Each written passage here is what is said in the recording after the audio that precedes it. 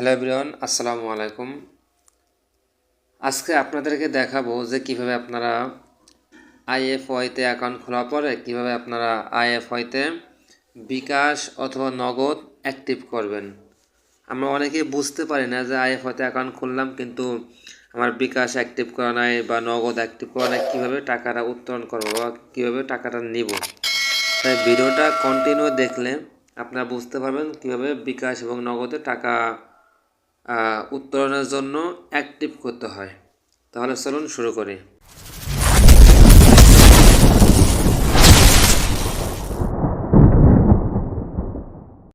সর্বপ্রথম আমরা আমাদের অ্যাকাউন্টে ঢুকবো, আইএফওয়াই অ্যাকাউন্টে ঢুকাবার দেখবেন আমার লেখা আছে, আমারে চাপ দেবো। আমারে চাপ দেওয়ার দেখবেন যে মানিব্যাগ প্রবেশ লেখা আছে, এখানে মানিব্যাগে প্রবেশ লেখা আছে, আপনারা এখানে চাপ দেবেন।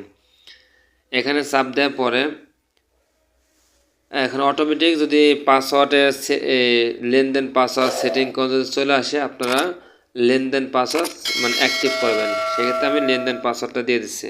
এরপরে নিশ্চিতে চাপ দেবেন, আবারও লেনদেন পাসওয়ার্ড দিয়ে দেবেন একই সেমভাবে। দেওয়ার পরে নিশ্চিতে চাপ দেবেন। এরপরে আমরা দেখব যে নিচে লেখা আছে, দেখেন ই মানিব্যাগ আবদ্ধকরণ। এই ই মানিব্যাগ আবদ্ধকরণে চাপ দেবেন। আমি ই মানিব্যাগ আবদ্ধকরণে চাপ দিলাম। তাই এখানে অনেক সময় যে লেনদেন পাসওয়ার্ড সেট করতে বলে আপনারা লেনদেন পাসওয়ার্ড সেট করে নেবেন। আমার যেহেতু প্রথমে আসছে আমি সেট করে নিয়েছি, আশা করি বুঝতে পারছেন। এরপরে আপনারা যদি নগদ যদি টাকা নিতে চান সেই ক্ষেত্রে আপনারা এই নগদে কি করবেন, টাচ করবেন। আর যদি বিকাশ অ্যাক্টিভ করতে চান তাহলে বিকাশ সিলেক্ট করবেন। তা আমি যেহেতু বিকাশ অ্যাক্টিভ করব সেক্ষেত্রে আমি বিকাশটাকে সিলেক্ট করে দিচ্ছি, সিলেক্ট করে দিলাম। এরপর দেখেন নিচে লেখা আছে ব্যাংক কার্ডধারীর পুরো নাম। আপনি যদি বিকাশ সিলেক্ট করে থাকেন তাহলে এইখানে বিকাশের নাম লিখবেন, ঠিক আছে। আমি তার নাম লিখে দিচ্ছি বিকাশ। আপনি চাইলে ইংলিশে লিখতে পারেন, বাংলাও লিখতে পারেন। আমি ইংলিশে লিখে দিচ্ছি বিকাশ। আর যদি আপনি নগদ সিলেক্ট করে থাকেন এখানে নগদ লিখে দেবেন। এরপর নিচে দেখবেন লেখা আছে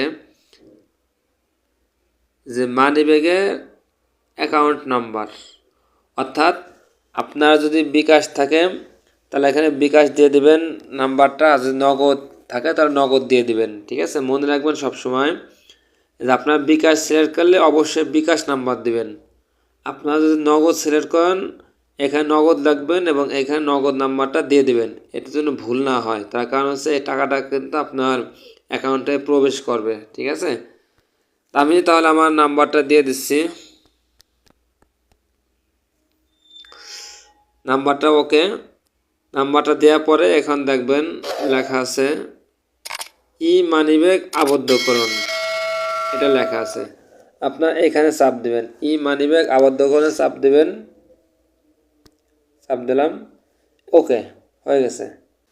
এখন দেখাবো যে আপনারা কিভাবে আইএফওয়াইতে মানে টাকা উত্তোলন করতে পারবেন। অনেকে জানেন না, নতুন আপডেট আসার কারণে অনেকে বুঝতেছেন না যে কিভাবে টাকা উত্তোলন করতে হয়। নিচে খেয়াল করেন আমার লেখা আছে, আপনারা এই আমারে চাপ দেবেন, এই আমারে।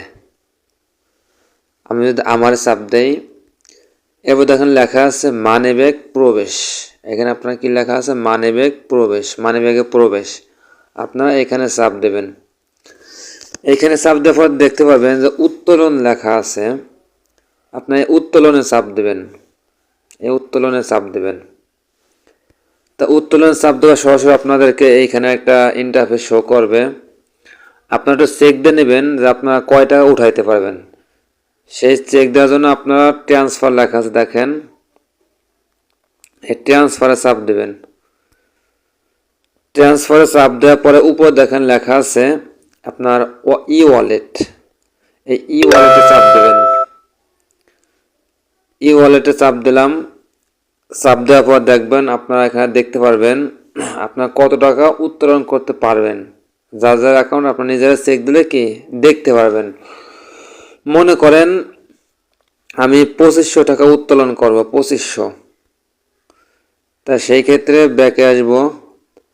ব্যাকে আসার পরে আমি সর্বপ্রথম কিসে চাপ দেবো, জমাতে চাপ দেবো। মনে রাখবেন প্রথম কিসে চাপ দেবো, জমাতে চাপ দেবো। দিলাম জমাতে চাপ। এরপরে আমি যেহেতু 2500 টাকা নিতে চাচ্ছি, এই 2500 টাকা আমি এইখানে লিখব, অর্থাৎ অনুগ্রহ করে ট্রান্সফারের পরিমাণ লিখুন। এখানে আমি 2500 টাকা লিখব। আমি 2500 টাকা লিখলাম। এরপরও নিচের দিকে আসবেন, দেখবেন লেখা আছে আপনার ট্রান্সফার। কি লেখা আছে, ট্রান্সফার লেখা আছে। আপনার ট্রান্সফারে চাপ দেবেন। আমি ট্রান্সফারে চাপ দিলাম। এরপর লেখা আপনার নিশ্চিত, আপনার নিশ্চিতে চাপ দেবেন। নিশ্চিতে চাপ দিলাম। এরপর আপনার কী চাবে, লেনদেন পাসওয়ার্ড চাবে। আপনার লেনদেন পাসওয়ার্ডটা দিয়ে দিবেন। আমি তাহলে লেনদেন পাসওয়ার্ডটা দিয়ে দিচ্ছি। ওকে, আমার এটাকে বলা হয় আপনার সেভিংস ওয়ালেট। ঠিক আছে, এই সেভিংস ওয়ালেটে আমার কত জমা হয়েছে, 2500 টাকা। এখন আপনারা চাপ দেবেন হচ্ছে ট্রান্সফার লেখা আছে, দেখেন ট্রান্সফারে চাপ দেবেন। আমি ট্রান্সফারে চাপ দিলাম। এরপর দেখেন লেখা আছে আপনার ই ওয়ালেট। ই ওয়ালেটে চাপ দেবেন। আমি ই ওয়ালেটে চাপ দিলাম। আমার উত্তোলনযোগ্য কিন্তু 2500 টাকা আছে, তাই না? তা সেই ক্ষেত্রে বিকাশ তো সিলেক্ট করাই আছে। আর যদি কেউ নগদে নিতে চান তাহলে নগদ সিলেক্ট করবেন। ঠিক আছে, আমি যদি বিকাশে নেব তাহলে বিকাশটা সিলেক্ট করতেছি। এরপরে আমি যেহেতু 2500 নিতে চাচ্ছি, আমি এই 2500 টাকায় কি চাপ দেব, টাচ করব। 2500 টাকা টাচ করলাম। এবার নিচের দিক খেয়াল করেন, নিচে কিন্তু লেখা আছে এখানে লেনদেন পাসওয়ার্ড। কি লেখা আছে, লেনদেন পাসওয়ার্ড। আপনারা এই লেনদেন পাসওয়ার্ডটা দিয়ে দিবেন। ঠিক আছে, এরপরে নিচে দেখেন লেখা আছে আপনার উত্তোলনের জন্য আবেদন করুন। এইখানে চাপ দিবেন। ঠিক আছে, এখানে চাপ দিলে আপনার এটা সাকসেস হয়ে যাবে। আশা করি বুঝতে পারছেন।